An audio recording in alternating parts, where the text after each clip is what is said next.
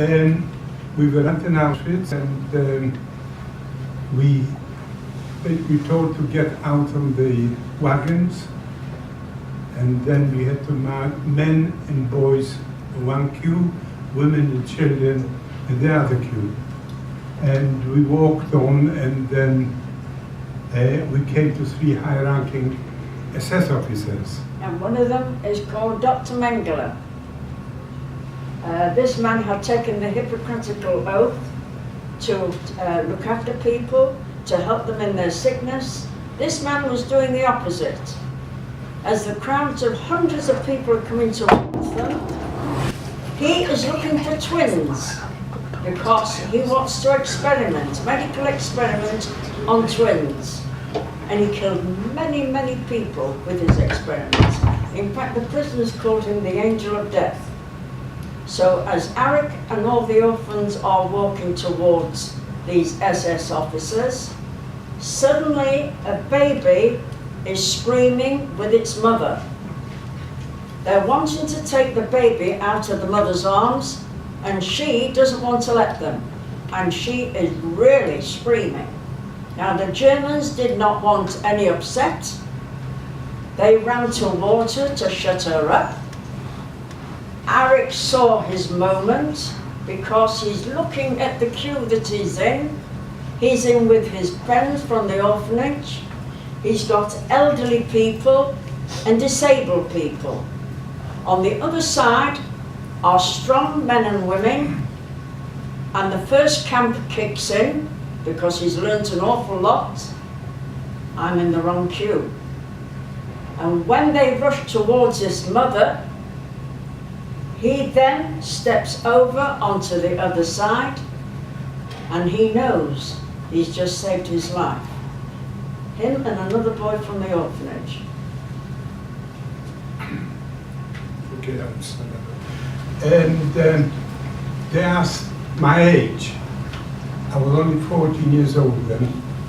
I told them I was 17, and I was a locksmith. And actually, I just saved my life, and I went on the side where the working people went. And we walked on. As we walked on, there were some people digging a ditch, and they said, "You're on the right side." I had no idea, right side, wrong side, I didn't know where I was basically. All I've seen was a very large camp. And we came to a brick building, and we were told to go in and get undressed completely, leave your clothing. I had 6 photographs of my family on me, and that's the last time I've seen what my family looked like. I had to leave my clothing and the photographs, everything on the floor. And then we went into the next room. We had our hair shaved off. And then they gave us a shower. And after that, we went into another room. We got our uniforms. And I also received my number. Auschwitz was the only camp that gave you a number on the arm. So from that time onwards, we didn't have a name anymore. We just had a number. That's what I do. Yeah? B7608. That was my number, and that was my name. I had the same number here, the same number on my trousers, on a piece of cotton. And then we were taken into the gypsy camp. The gypsies were actually gassed and burned a day before we arrived. And then we took their barracks. There were 1,000 men in a barrack. There were beds on 3 shelves, all the way down 500, and on the other side the same 500 on the left side. There were 1,000 men in a barrack. We set 10 people to a bunk. On the shelf, this is what Arek means. There were 3 shelves to each bunk, and on each shelf 10 men slept, and Arek said, when one of us turned over, we all had to turn over. Yes. There was dysentery, there was typhoid. It was the most dreadful, dreadful place. Arek said he never, ever slept hardly. There was no covers. For a cushion, we used to wind our clothing up and put it on our head. And we used to get up 5 in the morning. They took us to the toilet, which were 40 holes on concrete, and 5 buckets of water for 1,000 men. We just dipped our hands in the water and washed our eyes. That's all we could do, nothing else. After that, we were taken into our barracks, and we had breakfast. The breakfast was a piece of bread, black bread, with some black coffee made of burned wheat. That was our breakfast, day in and day out, never altered.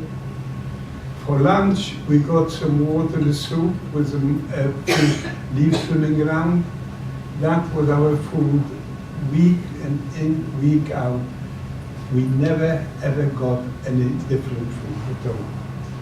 And people started looking bad, some started dying, and I knew what was happening to the people that arrived on the trains. Most of the people were taken to the gas chambers, and the 4 crematoriums were burning day and night. The smoke was coming out. You could smell Auschwitz, Birkenau, from 25 miles away. Terrible. Literally could smell meat burning. Yeah. That was the smell. As a matter of fact, after that, I was taken to work in a stone quarry for about 3 weeks, and then after that, I was chosen to work on agriculture with 2 horses plowing the fields. Auschwitz was 30 kilometers big. It was a very, very vast camp for miles and miles and miles.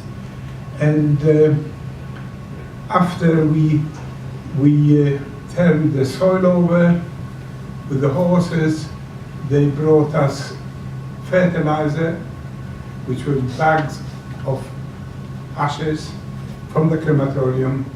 We put the hand in through the thing on. I could feel the bones in my hand, and that's what I had to do every second day and so on when I worked with the horses. I was on agriculture for about 3 weeks, and then we were taken to work in the fishing commando. We used to catch fish in the River Vistula, which passed Auschwitz, and we sorted it out live, and we sent it to Germany on tankers with water in it as well. And that was my work in Auschwitz. And every day we used to see wagons, trains coming with the people, and most of the people were chosen to die in the crematoriums. And I was there actually for about 9 months. And in January 1945, it was minus 25 degrees outside. We don't experience those kind of temperatures in this country, but in Eastern Europe, they do. Yeah. And so all the men, all the prisoners were brought out, thousands of them, because the Germans did not want the Russians to find any live prisoners in Auschwitz-Birkenau. That was already 1945. A day before we heard some artillery firing, and that was Russian artillery from a distance. And we were taken out on what you call the death march. We marched for 2 days. Anybody that couldn't walk was shot in the back of the head, and the bodies were on the side. And the roads were littered with bodies. So it's 25 below. These men have got no underwear. They've just got a cotton pajama. They have no socks, but their feet are in wooden clogs. There are no gloves. There's no coat, and very few have got hats. So one can only imagine what it must have felt like to be walking through these roads For 2 days. for 2 days and sleeping at night on snow. Yeah. They allowed us to sleep on snow during the night. That's one good thing. And after 2 days we arrived at the railway station and they loaded us onto goods wagons, no windows, and they took us for about just over 2 days on a journey, and eventually we arrived in Germany, in a place called Weimar. And from there we were unloaded and we were marched towards Buchenwald. That was another camp, a big, very, very big camp. They were making ammunition there for the German army, certain rockets and all sorts of different things. And when we arrived there, we got the first shower in 6 months. Auschwitz, we only had one shower, and they gave us the shower, they assessed it, and then they gave us some clothing, different clothing to change. And then they put us in with the Russian prisoners of war. The Russians were not on the Geneva Convention, so they classed them as ordinary prisoners. And they put us in with some prisoners of war. I was there with them about 4 days with the Russians. And they were very, very nice, and they couldn't do anything. And then after the 4th day, somebody came and looked for the young people. And they took us to block 66, which was a children block. And we were there sleeping 1,000 children, young people, in a barrack. We didn't get any extra food, but one thing, we did not work in Buchenwald. We were there for 3 months. April 1945, over the loudspeakers, they said all the barracks have got to come out, and they marched us to, our barrack was included, and they marched us to Weimar, 8 kilometers away, and they marched us to the railway station, and they put us onto open wagons. Now, open wagons. So now these prisoners have got no cover over their heads, and they've got the elements which can be freezing cold one day, it can be raining, it can be snowing, it can be sun shining. And this journey for 1 month is going absolutely nowhere. Open wagons. It's going up and down and round, and they're getting drenched, they're being starved, and one day the guards decided they were going to give a punishment on top of the punishment. They decided to make some soup. Lovely. Yeah. Only they put deliberately so much salt in the soup that even though they were starving, they couldn't eat it. And I always ask an audience, I want you to try and think about this. How hungry have you really got to be before you start eating your shoes? Because this is what Arek was reduced to. One day when the train stopped, because of course there's bodies to be buried, they buried the bodies, Arek makes a small fire, he takes his shoes off and starts burning them to make them brittle so he can break the leather off, and he eats parts of his shoes. He also eats grass. You know, they're starving. Yeah. They're really, really deliberately being starved to death. One day the SS decided to cook some soup for us. I told them that story. Yeah, and unfortunately we couldn't eat it because it was so salty. Shocking, unbelievable. For a whole month on open wagons, rain, snow, wind, everything. And eventually after four weeks, we arrived in Czechoslovakia on the 4th of May 1945. Our train was taken into Theresienstadt. That was a ghetto for German Jews and Czech Jews. And on the 4th of May we were taken to Theresienstadt, And there some of the people were taken to the hospital, and some were so ill from not eating, and typhoid started emerging itself. And the Russians, once we liberated, the Russians brought us in rice pudding every day because our stomachs couldn't eat any food. And it took weeks for us to get over the situation. And eventually we started looking a little bit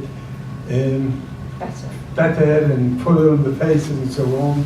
And they did everything they could, the Russian army. And they tried to save, but many people died after the war. And then we were liberated, as I said, the 8th of May 1945. 3 months later, children were in different buildings, and the British consul came, looked us over. Those which were fit were put on one side, and those which were still ill were sent to sanatoriums. And he chose 350 children, and one day in August the 14th we went to Prague, the capital of Czechoslovakia, and we were taken to the airport, and we were loaded on Lancaster bombers, 30 children to a bomber, 15 sat on one side on the floor and 15 on the other. And it took 8 hours to get to Carlisle. Why 8 hours. Why 8 hours? I don't know. We had to refuel on the way, but it took about 8 hours to arrive in Carlisle. So the 300 children, we arrived at Carlisle. Buses waited for us, and trucks, and we were taken outside Windermere. That was a factory making aeroplanes during the war. And the war was finished, so the people went home, and we took their houses and rooms. We each had a room, a wardrobe, a chest of drawers, and a bed. And we ate in a large hall in the center there. And that's how we came to England, 300 children. We had 7 hours of English lessons, that's all we had. And we, from time to time, we even went to the cinema. We watched the film. We got 6p, each got 6p for the cinema. That's 2.5p in English money. And I have to say that one day a lady from the British Red Cross came, and she gathered the girls and boys in the hall, and she said, "Girls and boys," through an interpreter, "if you give me your family name, I and my group of supporters will go and try and do some research and see if we can find any member of your family somewhere in Europe." Because people were in many, many camps in Europe, not just Auschwitz-Birkenau. There were many camps in Poland and through Germany and other places. And that's exactly what she did with her team. She came back about 4 weeks later. Once again, she gathered the girls and boys in the hall, and she said, "I have to say, girls and boys, we have tried to do a very extensive research, and I'm sorry to say that we have found absolutely nobody who is looking for you, and I cannot imagine how sad and devastating that statement was to these kids, because that was their one hope, that they would have somebody, just somebody, who survived. So they realized that they would not be looking for anybody either. So as an outsider, that's me, because I was lucky enough to be a Jewish child that was born here during the war. I'm 6th generation British born. I am observing this and thinking about this. They had to use each other as family. And I observed this because whenever there was a reason for a party, either a child is born, or when a boy is 13, he becomes a man in the Jewish law, and he takes a portion of the law and reads it with his congregation, then there's a big party. When you're engaged, or you're having babies, or you're getting married, again there's a big party. And everybody was invited. And I used to look at this crowd and think, you see, just because these girls and boys survived, just look at this hall full of people. It was just a wonderful sight to see. I have to say, ladies and gentlemen, that I have always made myself, since I've been talking with Arek, the voice of 1.5 million children. I speak for these children because they lost their lives in the last war. If you were under the age of 14, your destiny was death. And I speak for them because they have nobody else to remind you about them. This was Arek's and my generation, who would have hoped to have lived a normal, happy life, who might have given to society something extraordinary, some events, some music, some science that they could have helped with mankind. But they were deprived of that life. The only crime that they committed was that they were born of Jewish faith. So please remember these children. These would have been Arek's and my age group. Thank you very much. Now I could take some questions if anybody would ask me something.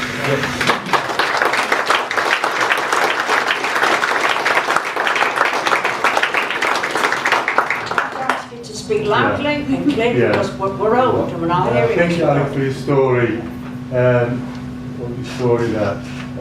My dad was a concentration camp victim himself, and it's very difficult for concentration camp victims to tell the story. My dad absolutely hated the Germans after that. How do you feel about the Germans, and how do you feel then, obviously, and how do you feel about them now? Was your father in the last war? Is that what you're saying? Yeah, my dad was in the Mauthausen in Austria. Concentration camp. Yes. So how do you feel about the Germans? During the war, obviously, you can imagine how I hated them. After the war, I haven't been there, so I didn't know what was going on. But one day, I was coming back with a group of people from Auschwitz. I took a group to Auschwitz, and an English lady said to me, "If I invite you to Germany, would you come?"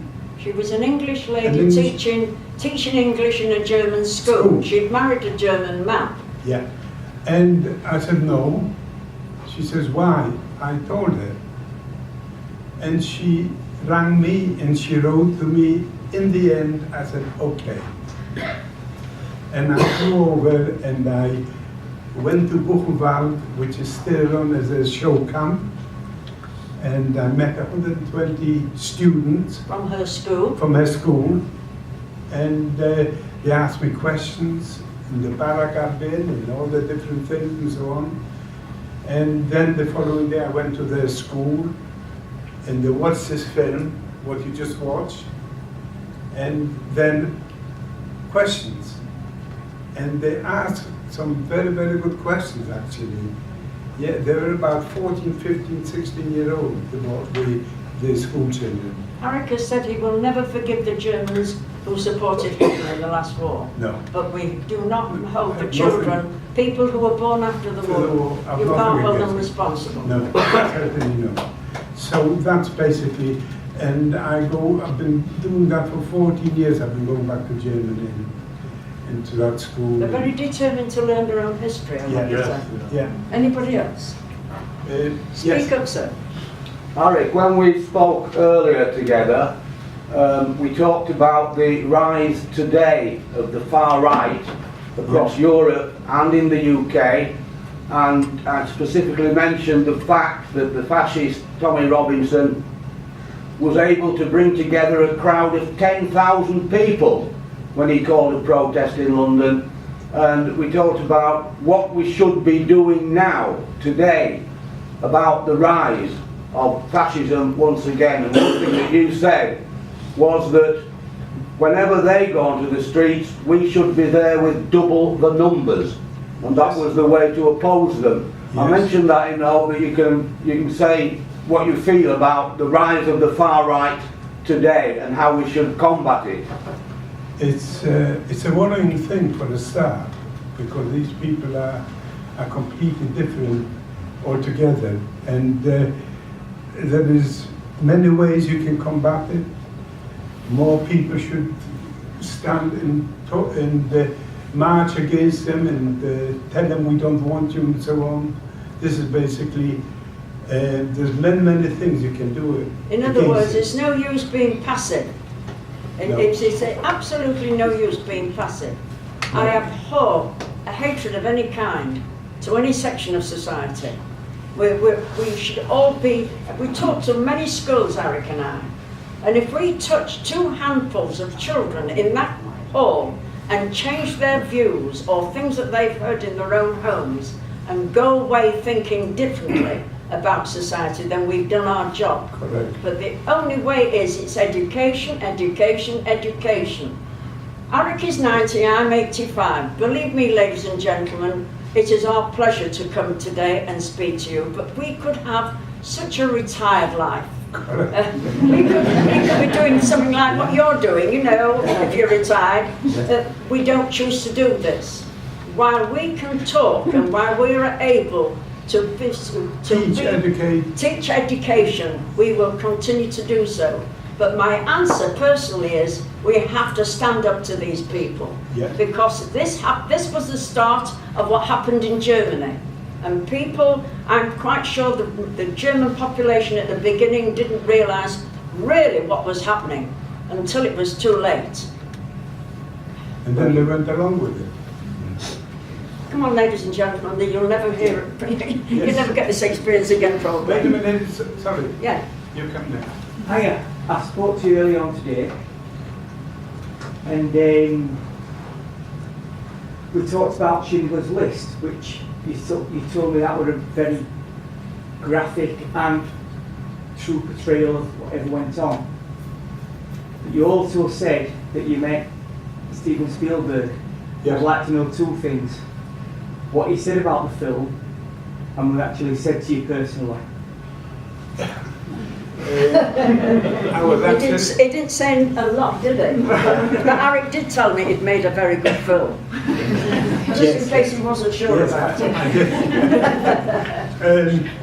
I met him in Auschwitz at a conference, and I was introduced to him, and I said that film, what you made, was absolutely amazing, and it's very, very true, everything you put into it.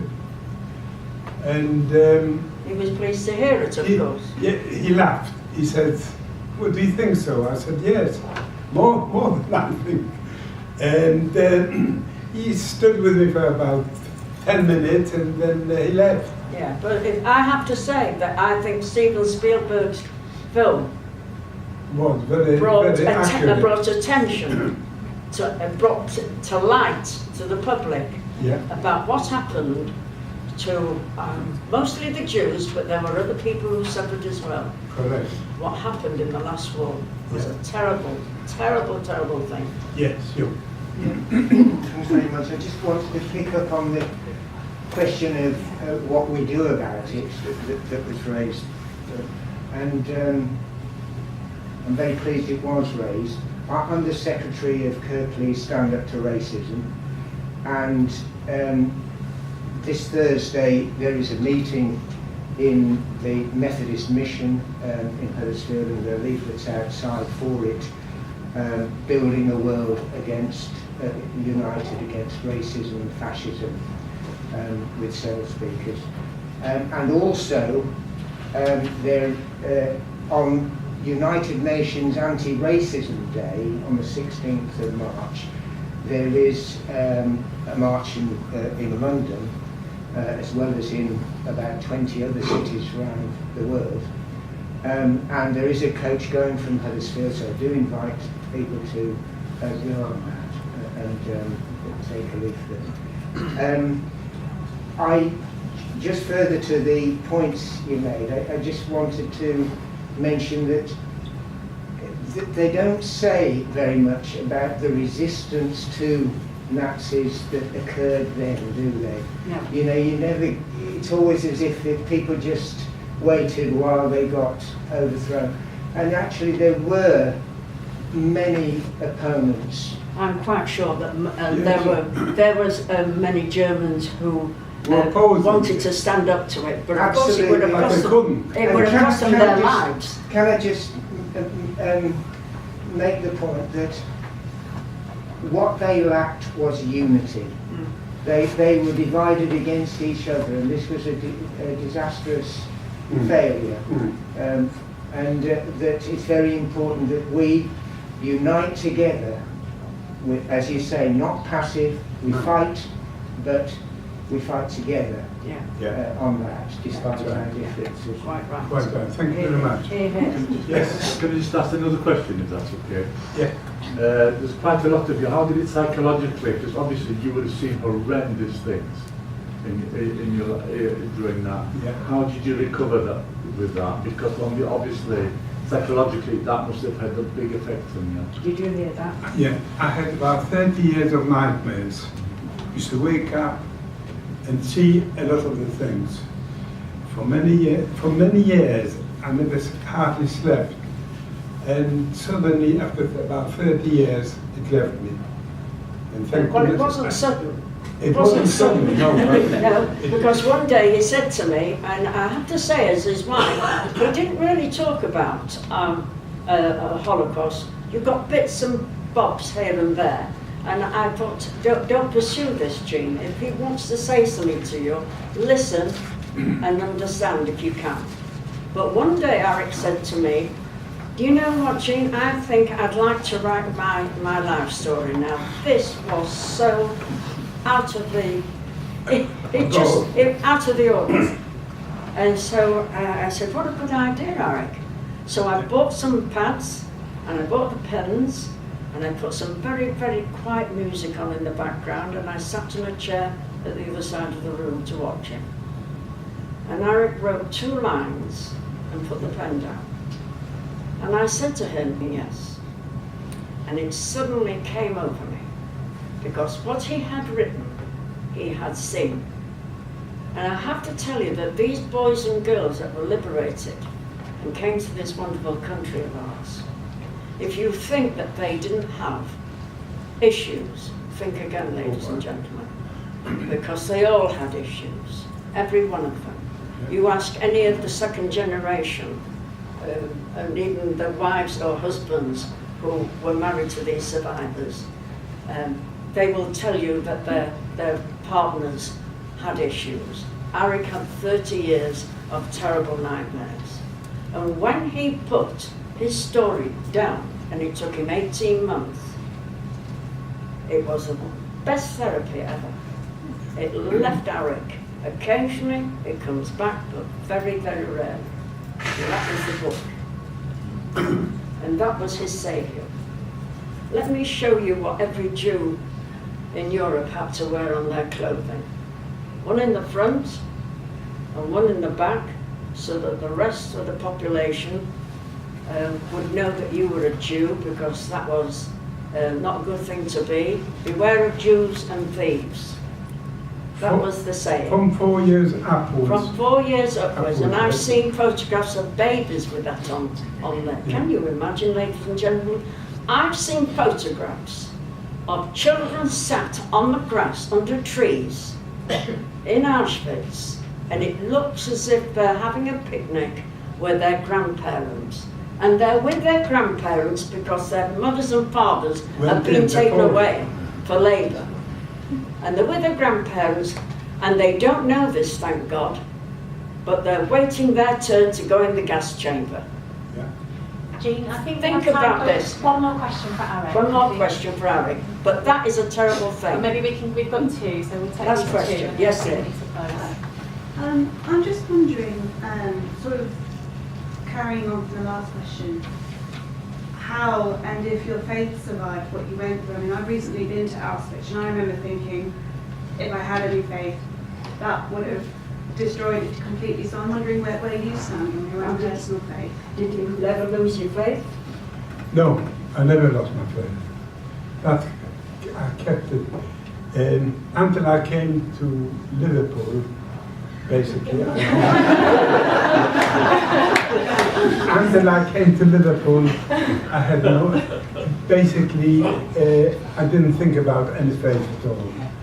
And in Liverpool, a rabbi came one day, and I said to him, to the rabbi, how on earth did that happen? How was it allowed to happen so long? Why did God allow it? Why did God allow that to happen? And he thought for a few minutes, and he says, it wasn't God who killed these people, it was man who killed them. This brought me back basically to my religion. So, Sorry. that's it? Carry on. There's one more, come on. One more question and then we'll... Yes, sir. When it comes to faith, can you just tell me what was the one element which kept you going? What kept me going? What kept you alive? I was hoping that somebody of my family would survive. Anybody, but it wasn't to be. That kept me going all the time through the war. And unfortunately, everybody was killed. Only my sister, she escaped to Russia, my elder sister. She went to Siberia and so on. She did survive. 2 years after the war, I found her in Germany. I went to see her, and then she went to America and to Detroit, Michigan, Detroit. Mm-hmm. And she left 2 daughters, and But she wanted Arek to go with her. yeah. But the Korean War was on at that time, and if I went to America, I would have been taken to Central Korea, and I had enough of that situation. Very, very grateful to Arek and Jean for sharing.